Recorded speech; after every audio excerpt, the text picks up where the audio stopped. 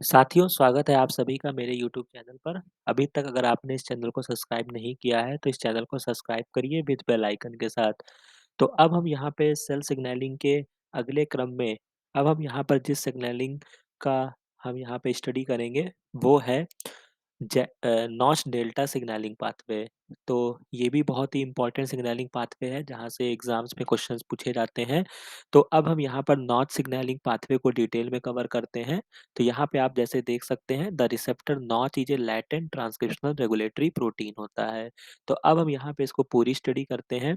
तो जैसे कि यहाँ पे लिखा हुआ है कि ये बेसिकली एनिमल डेवलपमेंट के समय बहुत ही इम्पोर्टेंट रोल प्ले करता है।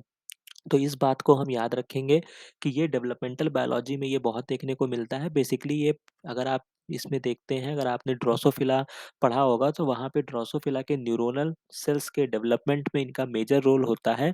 तो ये नॉच डेल्टा प्रोटीन जो होते हैं, ये वहाँ से आते हैं। ठीक है? इसके बाद यहाँ पे लिखा हुआ है, it has a general role in controlling cell fate choice and regulating pattern formation during the development of the most tissue.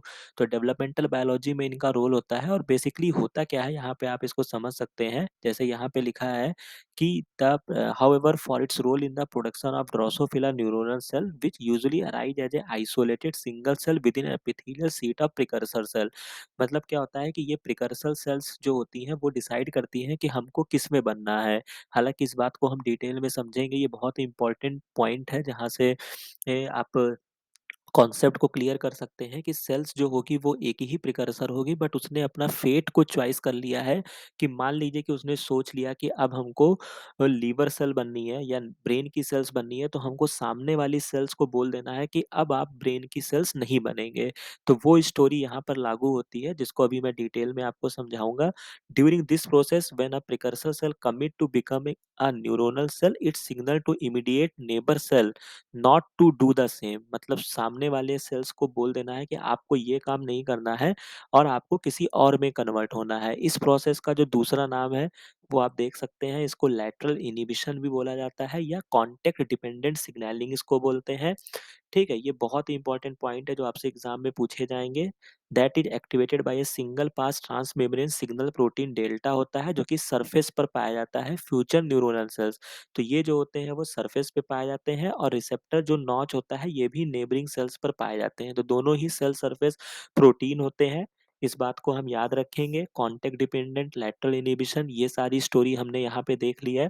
अब हम यहाँ पे और देखते हैं, जैसे कि यहाँ पे आपको एक बहुत ही सिंपल सा फिगर दिया गया है, और काफ़ी अच्छे से समझाया गया है। मान लेते हैं कि यहाँ पे कोई एक सेल्स है, इसको पता नहीं है, ये अनस्पेसिफाइड एपिथेलियल सेल्स है। इसने कमिट किया कि मुझको न्यूरोनल सेल्स बनना है। तो अब क्या होता है कि यहाँ पर एक इन्हिबिटरी सिग्नल होता है, जो कि डेल्टा होता है, आप इसको याद रखेंगे। और रिसेप्टर पर जो प्रोटीन होती है, वो नॉच होती है। तो बेसिकली आपको मैं लर्न करने के लिए आगे मैं आपको ट्रिक्स बता दूँगा कि यहाँ पर एक्चुअली में होता क्या है, कि जो आपका नॉच प्रोटीन होता है, नॉच प्रोटीन जो होता है, यही ब्रेक होके आगे जाके न्यूक्लियस में जाके सिग्नल क्रिएट करता है। तो आप एन को एन से याद रखेंगे, जिससे अभी आगे आपको क्लियर रहेगा। तो ये बात इंपॉर्टेंट हो गई। तो आप यहाँ पे देख सकते हैं, नॉच प्रोटीन होता है, और इससे क्या होता है, इनिबिटेड एपिथेलियल सेल्स जो होती हैं, अब ये फर्दर फॉर्मेशन नहीं करेंगी। ठीक है? तो यहाँ पर आप इस चीज़ को देख सकते हैं, नॉच जो होता है वो सिंगल पास ट्रांसमेम्ब्रेन प्रोटीन्स होता है। यहाँ पे जब ये एक्टिव होता है, तो प्रोटियोलिटिक प्रोसेसिंग इसके लिए इम्पोर्टेंट होता है, जो कि अभी हम आगे फिगर में इसको समझेंगे। अभी आप मतलब इसको बस जो मैं अभी बता रहा हूँ, उसको आप थोड़ा-सा धैर्य के साथ यहाँ पे देखिएगा, बहुत ही कॉम्प्लेक्स सिग्नलिंग है, तो मैं इसको सरल करके ही बता रहा हूँ। फिर क्या होता है कि जब ये एक्टिव होता है, तो डेल्टा जो होगा वो दूसरे सेल्स पर पाया जाता है, जहाँ पर क्या होता है, इसके बाद क्या होता है, प्रोटियोसोमिक प्रोटीएस क्लीवेज होता है साइटोप्लाज्मिक नॉच पर। मतलब क्या होता है, आप इसको इस तरीके से समझ सकते हैं। मान लीजिए कि ये 2 प्रोटीन है, अगर हम ऐसे बात करते हैं, सिंपल नॉच है और ये डेल्टा है। अगर इन दोनों में इंटरेक्शन जब होता है, तो नॉच का क्या होगा, इसका क्लीवेज हो जाएगा। मान लीजिए जो भी प्रोटीन होगी, उसका क्लीवेज हो जाता है, और फर्दर ये न्यूक्लियस तक जाके अपने सिग्नल को देगा। यहाँ तक बात आपको क्लियर हो गई होगी। अब हम यहाँ पे और देख लेते हैं। And the release tail translocate in the nucleus, जो कि यहीं पर ये बात बताई गई है, और वो जाके अपने फर्दर प्रोसेस को एक्टिव करेगा। इसके अलावा आप यहाँ पे देख सकते हैं नॉच रिसेप्टर अंडरगो 3 सक्सेसिव, यहाँ पे एग्जाम में पूछे जाते हैं कितने क्लीवेज होते हैं, तो 3 सक्सेसिव क्लीवेज होता है, जिसमें पहला क्लीवेज जो होता है वो क्या होता है, एक्टिव होने के समय होता है, और जो लास्ट जो होता है वो जब वो डेल्टा से बाइंड करता है तब 2 क्लीवेज हो जाता है। यहाँ पे अभी मैं इस पैराग्राफ को रीड कर रहा हूँ, बाकी अभी ये आगे फिगर में मैं इसको बता दूंगा। ठीक है, as part of a normal biosynthesis it is cleaved in the Golgi apparatus to form a heterodimer. पहले ये मोनोमर के फॉर्म में रहता है, फिर ये क्या होता है, हेट्रोडाइमर बन जाता है, जबकि फिर वो ट्रांसपोर्ट करेगा सेल सरफेस पर आ जाता है। ठीक है, the binding of delta two notch induce second cleavage. तो जब सेकेंड क्लीवेज कब होगा, जब नॉच डेल्टा से ये क्या करेगा, ये बाइंड करेगा। यहाँ पे आप इसको देख सकते हैं, जब ये यहाँ पे बाइंड करेगा तब ये सेकेंड क्लीवेज होगा, और final cleavage quickly follow cutting free the cytoplasmic tail. The activation, यहाँ पर ये बहुत इंपॉर्टेंट बात है। अभी तक मैंने आपको जितनी भी सिग्नलिंग बताई थी वहाँ पे उस प्रोटीन मतलब सिग्नल प्रोटीन, चाहे वो रिसेप्टर टायरोसिन काइनेज हो या कुछ भी हो, वो उनका डिग्रेडेशन नहीं हो रहा था। यहाँ पर वो जो खुद प्रोटीन है वो क्या हो रही है, डिग्रेड हो जा रही है। मतलब आप इसको ऐसे समझ सकते हैं कि मान लीजिए कि ये नॉच प्रोटीन जब ये आई तो इसी प्रोटीन का क्लीवेज हो गया। आज तक अभी जो मैंने आपको इसके पीछे पढ़ाया रिसेप्टर टायरोसिन काइनेज या जीपीसीआर, वहाँ पे ऐसा कुछ नहीं हो रहा था। वो एक सिग्नल प्रोड्यूस कर रहे थे, एक मैसेंजर प्रोड्यूस कर रहे थे, सेकेंडरी मैसेंजर आप जिसको बोल सकते हैं। ठीक है, जो सिग्नल को प्रोवाइड कर रहे थे। बट यहाँ पर अगर आप देख सकते हैं, जैसे कि मैं यहाँ पे इसको हाईलाइट कर देता हूँ, जैसे यहाँ पे जो नॉच के केस में हो रहा है कि ये खुद ब्रेक हो जा रहा है, तो इसलिए ये जो सिग्नलिंग होती है ये इरिवर्सिबल सिग्नलिंग होती है। बहुत ही इंपॉर्टेंट पॉइंट है, जो कि बाकी सिग्नलिंग से सबसे इसकी जो मोस्ट इम्पॉर्टेंट फीचर अगर पूछा जाए तो आपके लिए यही होगा कि ये जो नॉच सिग्नलिंग होती है ये इरिवर्सिबल प्रोसेस है।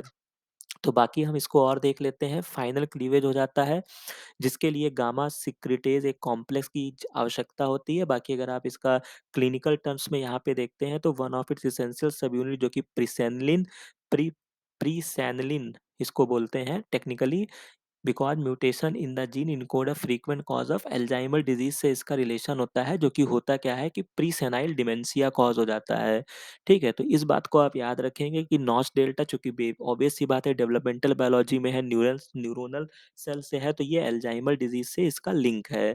तो इस बात को हम याद रखते हैं, जिसकी वजह से क्या होता है, the fragment accumulate in excessive amount and form misfolded protein in the ammolite प्लैक्स के फॉर्म में आ जाते हैं, जो कि अभी मैंने अपने पिछले लेक्चर में आपको प्रेयॉन्स के केस में बताया है। वो भी इन्हीं से ही लिंक होते हैं, विच में injure nerve cell and contribute their degradation and the loss. Both notch and delta are glycoproteins होते हैं, जो कि मैं आपको ये कॉन्सेप्ट दे चुका हूँ कि मोस्टली जो होते हैं वो ग्लाइकोप्रोटीन होते हैं, और glyco and their interaction is regulated by glycosylation of notch. यहाँ पे जो ग्लाइकोसाइलेशन यहाँ पे आपको देखने को मिलता है वो ओ लिंक्ड ग्लाइकोसाइलेशन होता है, ये आप याद रखेंगे। तो ये पूरी स्टोरी होती है। अब हम इसको फिगर से डिटेल में समझ लेते हैं। जैसे कि अगर मैं इसको थोड़ा-सा नॉर्मल कर देता हूँ, अगर आप इसको देखते हैं तो ये इस तरीके से अगर आप इसको समझने की कोशिश करें, जैसे मान लीजिए कि ये डेल्टा प्रोटीन है जो कि सेल्स पे एक सेल्स पे लगी हुई है, और एक यहाँ पे ये आपकी नॉच प्रोटीन है। ठीक है? यहाँ तक आपको कोई दिक्कत नहीं होनी चाहिए। ठीक है? थोड़ा-सा मैं इसको और छोटा कर देता हूँ, ये देख सकते हैं आप। तो ये आपकी नॉच प्रोटीन है, ये आपकी डेल्टा प्रोटीन है। अभी आप फ़िलहाल कुछ मत देखिए, आप केवल नॉच पे फ़ोकस कीजिए। नॉच क्या है? ये आपका एक मोनोमर के फ़ॉर्म में है, मतलब सिंगल प्रोटीन की यहाँ पे ट्रांसमेम्ब्रेन प्रोटीन है, जो कि गोल्जी मेम्ब्रेन पर ये अटैच है। मतलब गोल्जी मेम्ब्रेन से अभी ट्रांस गोल्जी से ये प्रोसेस होके जस्ट अभी आई है। तो ये क्या है? ये फर्स्ट जो आपको सिग्नल दिख रहा है, यहाँ पे पहला क्लीवेज होता है, जिससे क्या होगा कि ये एक डाइमर के फॉर्म में आ जाता है। अब ये जब पहला क्लीवेज हो गया, अब ये क्या हो गया? अब ये एक्टिव फॉर्म में आ गया, राइट? अब जब ये एक्टिव फॉर्म में आ गया है, आप इसको यहाँ पे ऐसे मैं इसको समझा देता हूँ आपको।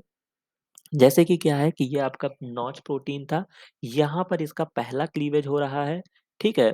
पहला क्लीवेज होने के बाद ये एक्टिव फॉर्म में आ जाता है। एक्टिव फॉर्म में आने के बाद क्या होगा, आप यहाँ पे ये देख सकते हैं कि ये क्या करेगा, ये जाके डेल्टा से अब ये बाइंड करेगा, ठीक है? बाइंड करता है, और बाइंड करने के लिए ये ईजीएफ लाइक डोमेन्स होते हैं जो उनकी हेल्प करते हैं। यहाँ पे आप देख सकते हैं जैसे एक स्टेप बाय स्टेप में देखिए तो cleavage at the site 1 in the Golgi, transport to the plasma membrane, binding to delta endocytosis of delta notch fragment complex and cleavage at the site 2। जैसे ही इस पे बाइंड करेगा इस प्रोटीन का यहाँ से क्लीवेज हो जाएगा। अब ये क्या होगा कि यहाँ पे एक क्लीवेज और होता है, 2 सक्सेसिव क्लीवेज होते हैं, ये बात आप याद रखेंगे। और फिर क्या होगा कि नॉच जो होगा वो न्यूक्लियस में जाएगा। तो आपको कोई कंफ्यूजन नहीं रहना है, मैं आपको कॉन्सेप्ट दे देता हूँ या मेमोराइज करने का ट्रिक बता देता हूँ। एन फॉर नॉच और एन फॉर न्यूक्लियस, तो न्यूक्लियस तक कौन जाएगा? नॉच जाएगा। तो यहाँ पर आप इसको देख सकते हैं, ये पूरी स्टोरी यहाँ पे है। और मैं इसको थोड़ा-सा और नीचे ले आता हूँ। जैसे ही ये न्यूक्लियस में जाएगा, ये अपने प्रोटीन मतलब अपने ट्रांसक्रिप्शनल सब यूनिट्स पे जाके ये बाइंड करेगा और अपने जो भी इसका टारगेट जीन होगा, वो उसको क्या करेगा, या तो एक्टिव करेगा या उसको डीएक्टिव करेगा। तो ये जैसे कि नॉर्मल आपने किसी भी सिग्नलिंग में देखा कि न्यूक्लियस में जाने के बाद वो जाके बाइंड करता है। तो protein complex containing notch tail activate gene transcription को क्या करेंगे, एक्टिवेट करते हैं। तो ये एक सिंपल सी स्टोरी है, जहाँ तक मुझे लगता है कि आपको समझ में आ गया होगा। और notch and delta interact process there repeated EGF like domain होते हैं, ईजीएफ लाइक डोमेन से ये बाइंड करते हैं।